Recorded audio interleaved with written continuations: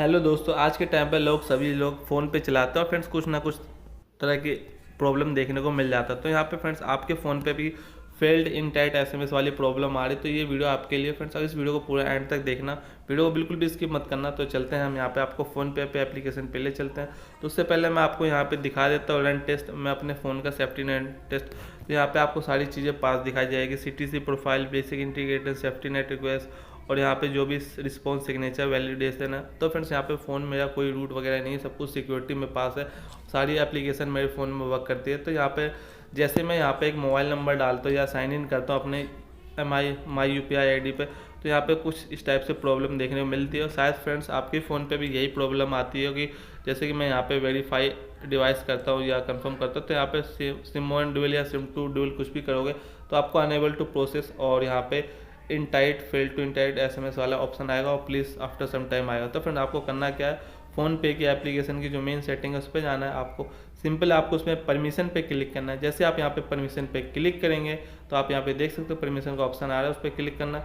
साथ में फ्रेंड्स आपको थोड़ा सा स्क्रॉल डाउन करना है। जैसे स्क्रॉल डाउन करेंगे गेट डिवाइस इन्फो का ऑप्शन आएगा, आपको इस पर करके ऑलवेज अलाउ कर लेना है, बाकी आपको बैक आ जाना है। ठीक है फ्रेंड्स, आप इस एप्लीकेशन को फ़ोनपे को जाए काट सकते हैं या तो फिर से आप इसको दोबारा से ओपन कर सकते हो। तो यहाँ पे फिर से मैं आपको सेफ्टी नेट रन टेस्ट दिखा देता हूँ। तो सब कुछ परफेक्टली रन कर रहा है, यहाँ पे कोई भी प्रॉब्लम नहीं आ रही। तो फ्रेंड्स यहाँ पे कोई फेक वीडियो नहीं है, आप यहाँ पे सोचिए कि फेक वीडियो या रूट वगैरह है, सब कुछ नहीं है।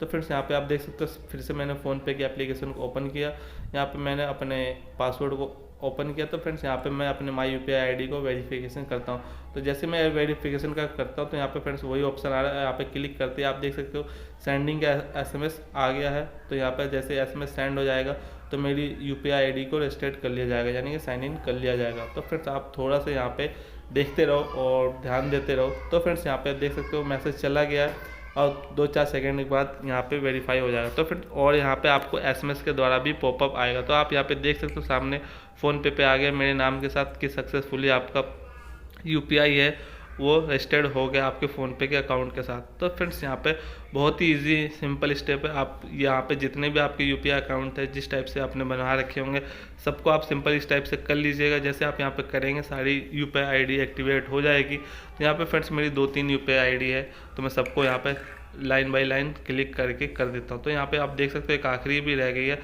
तो इसको भी एक्टिव नाउ कर लेता हूँ मैं। तो फ्रेंड जैसे यहाँ पे एक्टिव नाउ किया, सिंपल वही प्रोसेस करना है। अब देख सकते हैं यहाँ पे तीनों यूपीआई आईडी मैंने कंफर्म कर ली है, पहले ही किसी भी आईडी पे नहीं होता, वहाँ पे फेल्ड इनटाइट एसएमएस का ही प्रॉब्लम आ रही है। तो सब पे ये रिजॉल्व हो गई है और बिल्कुल आसानी से आप भी कर सकते हैं फ्रेंड्स। आपका फ़ोन चाहे एमआई का, सैमसंग का, ओप्पो, वीवो किसी टाइप का हो, आपको जो सेटिंग बताइए वही सेटिंग करनी है। तो आप यहाँ पे देख सकते हो सारी चीज़ें कंफर्म हो गई है और सब कुछ है यहाँ पे। तो फ्रेंड्स उम्मीद करता हूँ आपको ये वीडियो बहुत पसंद आएगी। वीडियो अच्छी लगे तो वीडियो को जरूर लाइक, फ्रेंड्स चैनल को भी सब्सक्राइब कर लेना और बेल बटन भी ऑन कर लेना। मिलता है अगली वीडियो में, तब तक के लिए बाय बाय एंड